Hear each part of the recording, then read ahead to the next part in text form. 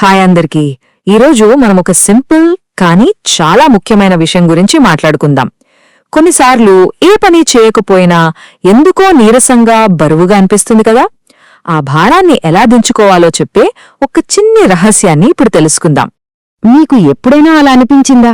ఏ కారణం లేకుండానే మనసుకి ఏదోలా ఉంటుంది, ఒళ్లంతా నీరసంగా అనిపిస్తుంది.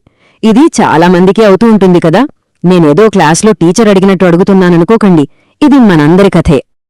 ఒకసారి ఇలా ఊహించుకోండి, మనం ఒక పెద్ద బరువైన బ్యాగ్ మోస్తున్నాం. కాని ఆ బ్యాగ్ ఎవ్వరికీ కనబడదు. ఎందుకంటే ఆ బ్యాగ్లో పుస్తకాల్లేవు, మన చిన్న చిన్న టెన్షన్లు, భయాలు ఉన్నాయి. ఆ కనిపించని భారమే మనల్ని రోజంతా లాగేస్తుంటుంది. అయితే మనం తెలియకుండానే ఒక వలలో చిక్కుకుంటాం. అదేంటో తెలుసా? నిశ్శబ్దపు వల. అంటే మనసులో ఉన్న మాటల్ని ఎవ్వరితోనూ చెప్పుకోకుండా మనలోనే దాచేసుకోవడమన్నమాట. అసలు మనం ఎందుకు అలా దాచేసుకుంటాం? ఎందుకంటే మనలో చాలామంది ఇలా అనుకుంటాం, అయ్యో అన్నీ నేనే చూసుకోవాలి, లేదా నేను చెప్తే ఎవరికి అర్థమవుతుందిలే అని. ఇది అచ్చం స్కూల్లో కష్టమైన లెక్కని ఎవరి హెల్ప్ తీసుకోకుండా ఒక్కరమే చేయాలని ట్రై చేసినట్టు ఉంటుంది. ఇలా లోపల దాచుకోవడం వల్ల ఏమవుతుందంటే, మనం పైకి చూడటానికి బానే ఉంటాం, కాని మనసు మాత్రం చాలా అలసిపోతుంది. అచ్చం మన ఫోన్లాగా అన్నమాట. ఛార్జింగ్ ఫుల్గా ఉన్నా బ్యాక్గ్రౌండ్లో బోలెడు యాప్స్ రన్ అవుతుంటే బ్యాటరీ ఎంత ఫాస్ట్గా అయిపోతున్నో మన ఎనర్జీ కూడా అంతే.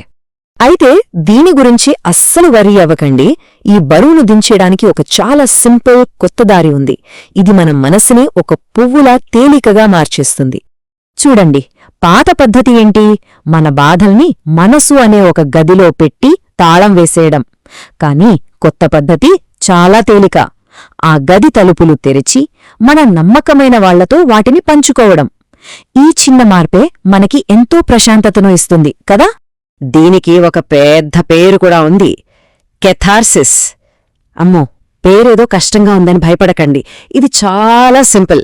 మన ఇంట్లో ప్రెషర్ కుక్కర్ ఉంటుంది కదా, అందులో ఆవిరిని బయటకు వదిలేస్తే కుక్కర్ ఎలా కూలవుతుందో అలాగే మనసులోని బాధల్ని మాటల రూపంలో బయటకు చెప్పేయడం.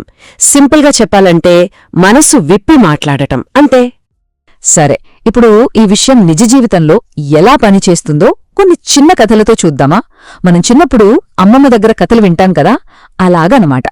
ఇక్కడ చూడండి, ఆశా, రాహుల్ అని ఇద్దరు స్టూడెంట్స్ ఉన్నారు. ఇద్దరికీ ఎగ్జామ్స్ అంటే చాలా భయం. ఆశ తన భయాన్ని ఎవరితోనూ చెప్పలేదు, తనలోనే దాచుకుంది. దాంతో ఏమైంది? టెన్షన్ పెరిగిపోయి నిద్ర సరిగా లేదు, చదువు మీద కాన్సంట్రేషన్ పోయింది. కాని రాహుల్ ఏం చేశాలో తెలుసా? తను వాళ్ళమ్మ దగ్గరికి వెళ్లి తన భయం గురించి చెప్పాడు. అంతే, అతని మనస్సు తేలికపడింది. ప్రశాంతంగా ఒక స్టడీ ప్లాన్ వేసుకుని చాలా కాన్ఫిడెంట్గా ఎగ్జామ్స్ రాశాడు. చూసారా, ఒక చిన్న మాట ఎంత తేడా తెచ్చిందో? ఇప్పుడు ఆఫీస్లో పనిచేసే మనోజ్, అరవింద్ కథ చూద్దాం. ఇద్దరిమీద వర్క్లోడ్ చాలా ఎక్కువగా ఉంది. మనోజ్ ఏమీ చెప్పకుండా మౌనంగా కష్టపడ్డాడు. దాంతో స్ట్రెస్ పెరిగిపోయి తప్పులు చేసి ఇంకా అలసిపోయాడు. కాని అరవింద్ తన మేనేజర్తో మాట్లాడి తన ఇబ్బందిని క్లియర్గా చెప్పాడు. అప్పుడు వర్క్లోడ్ మేనేజ్ చేయగలిగాడు, స్ట్రెస్ తగ్గింది. చూసారా, మాట్లాడటం బలహీనత కాదు, అది ఒక తెలివైన పని. కథలు చాలా బాగున్నాయి కదా. ఇప్పుడు మనందరం మన మనస్సును తేలికగా చేసుకోవడానికి ఒక చిన్న ప్లాన్ వేసుకుందాం. ఇది చాలా సింపుల్, ఎవ్వరైనా ఫాలో అవ్వచ్చు. సరే, మనమిప్పుడు ఒక చిన్న రూల్ నేర్చుకుందాం. దీని పేరు టాక్ అండ్ రిలీజ్ రూల్, అంటే మాట్లాడి వదిలేయి. ఇది చాలా ఈజీ. స్టెప్ 1, మిమ్మల్ని ఏదైనా విషయం బాధపడుతుంటే దాన్ని గుర్తించి ఒక చిన్న నోట్బుక్లో రాయండి. స్టెప్ 2, మీకు అన్ని చెప్పుకోగల ఒక నమ్మకమైన వ్యక్తిని గుర్తుచేసుకోండి. అది ఫ్రెండ్ కావచ్చు, టీచర్ కావచ్చు, లేదా ఇంట్లో వాళ్ళు కావచ్చు. ఇక లాస్ట్ స్టెప్ 3, వాళ్లతో ఆ విషయం గురించి మాట్లాడండి. వాళ్ళు చెప్పేది కూడా వినండి.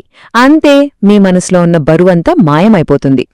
దుర్గాగారు చెప్పిన ఈ మాట ఒక్కసారి వినండి. మనస్సులో దాచిన చింత బరువెక్కిపోతుంది, సరైన వ్యక్తితో పంచుకున్న చింత తేలికైపోతుంది. ఈ మాటలో ఎంత నిజముందో కదా. వెళ్లే ముందు రోజంతా మనకు ధైర్యాన్నిచ్చే ఒక మంచి ఆలోచనను మనతో పాటు తీసుకువెళ్దాం.